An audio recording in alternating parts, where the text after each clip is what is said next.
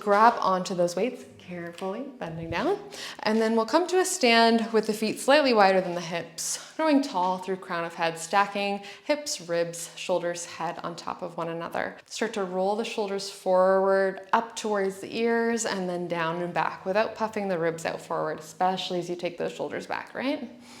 Okay, just creating a little opening and release through the upper body. Last one, holding them down and back here. Now start to reach one arm across, back down by your side, other arm reaches across. Creating a rotation through the core off the bat. That arm is reaching up in line with the shoulder. It doesn't have to come higher, and if it feels better, you can keep it lower in space. We're finding this rotation from the belly button up, so hips are staying squared off. You've got a soft bend in the knees. Exhale over, inhale center, start to get that breath going, getting it involved to more deeply connect to the core.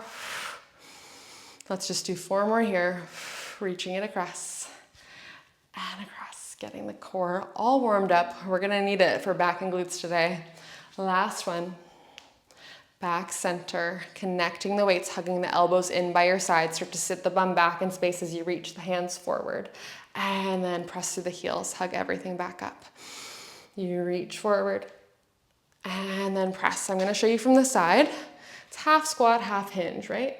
Think sitting the bum down and back. As the elbows reach away from the torso, you're finding the support through deep abdominals, and through the back as well, maintaining our neutral spine. So there's a little dip in the lower back. Upper back is relatively flat. Gonna go for 3 more. Inhale as you sit down and back, get longer. Exhale, find the glutes as you come up. Core lifts up and in. Last one. Up and in. Start to rotate those dumbbells around the head. Take them back center. We alternate, taking them up and around. Can we check in on what happens in the ribs here? So we keep them knitted in even as the arms come up overhead and the weights circle behind you. Okay, our tendency is to want to puff those ribs out. We also have to use the core here to stabilize through the spine so we're not shifting and we're feeling nice and grounded through the heels.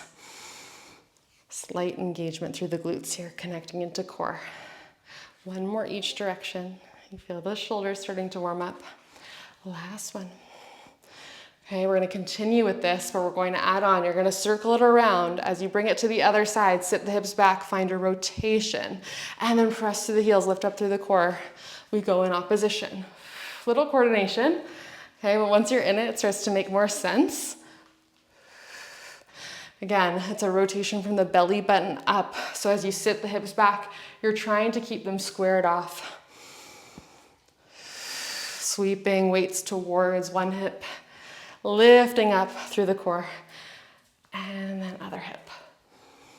Okay, staying connected to the glutes. So finding that press down through both heels evenly as you come up to lift. All right. We're gonna do 3 more. Last 2. And 1. Beautiful, bringing it back to center now, dropping those hands in front of the thighs. We're going to start to sit the bum back without bending through the knees, finding a deadlift. Hold at the bottom, palms face towards each other, you find a fly. Back, facing palms towards you, press down through the heels, drawing up to stand. Open. And up. Okay, you can start to smooth out that rotation of the shoulders. Beautiful, we should feel the entire back body working here. Glutes working to pull you back upright. You really have to stamp those heels down into the mat. Think lift up through the core, connecting it in. With this fly, we're feeling all of those beautiful mid-back muscles. So what's happening is shoulder blades are coming together to hug the spine as the arms fly. It's not a pinching sensation. And again, you want to watch for flaring ribs here. Last two, fly. Try to control that, less momentum. Last one, we hold it down here for 8 and lower, resist for 7. Can you keep that core picked up away from the floor? Inhale, lower. Exhale, lift. Give me 4 more. Woo, long back of neck. 3. I'm with you. Last 2.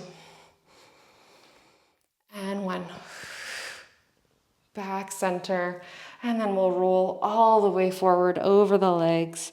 You can lengthen them out here and just draw the hips side to side. When you're ready, soft bend through the knees. We'll start to articulate back up to stack the spine. Shifting over into your left foot, you're going to take the weight behind your right knee. Make sure you find a spot to focus on. Other weight's going to come in the hands. Find a tiny hinge forward through the torso, rolling shoulders down and back. We start to press that right heel back in space and then draw the knee in. So lower back stays neutral, pelvis stays neutral. We're not arching through the lower back as we kick back, and we're not tucking through the tail as we pull the right knee in. I want you to think glutes as you stamp that heel back towards the back of the room behind you. And you're thinking long, supportive back body, supporting this hinge against gravity. Last 2, we're gonna add on. And 1, holding it back there. Start to open it to the side and in and send it back. We've got 3 more in this direction. You can always hold on to a wall or a chair behind you. Circling out, trying to keep that other hip squared off, kicking it back. Now we reverse, pulling the knee in, opening it up. You might start to feel that supporting glute working as well. Okay, and just check in on the spine, making sure shoulders are away from the ears. Nice long back for 2. Up and over. On this last one, we go up and over. And then you're gonna take it out to the side. One last time, we pulse it up for 8. 7, keep that weight shifted over that left leg so we're not shifting too far to the left. Staying tall on it, feel the side of that right glute for 4, 3, 2, 1. Pulling it in, grabbing onto that weight. And then we'll just pedal the feet side to side, releasing a little bit. Some ankle support going on there. We'll shift over to the right side. This time weight comes behind the left knee. You find a nice hug there. Finding a spot to focus on, that can help. And then we'll take the weight, the other weight in the hands. Finding that slight hinge forward, soft bend in the right knee. We press that left leg back behind you and then pull it in slightly. Checking in on the pelvis and the lower back first. You're finding your neutral spine. Feel the glute engage, especially where it meets the hamstring underneath the booty as you kick back, like you're stamping that heel into a wall. We've got 2 more. We're gonna go into those circles in 1, holding it back. Use the side of the glute. We open up to the side. Now one side's gonna feel different. That's normal. Try to work your full range of motion on this side, whatever it may be. And again, maybe you need to hold onto a wall here, even if you didn't on the other side. Balance is different too, right? Last one, sending it back behind you. We reverse, pull it in. Whoo, I'm starting to feel that supporting glute. Breathing through it. Have we forgotten about the core? Can we find some support, some lift through the deep abdominals? Last one, up and around. Woo! Holding it out to the side, we pulse up for 8, 7, connect it into the core, side of the glute. Try not to shift too far over. For 3, 2, 1, and then bring it up and in, grabbing onto the weight.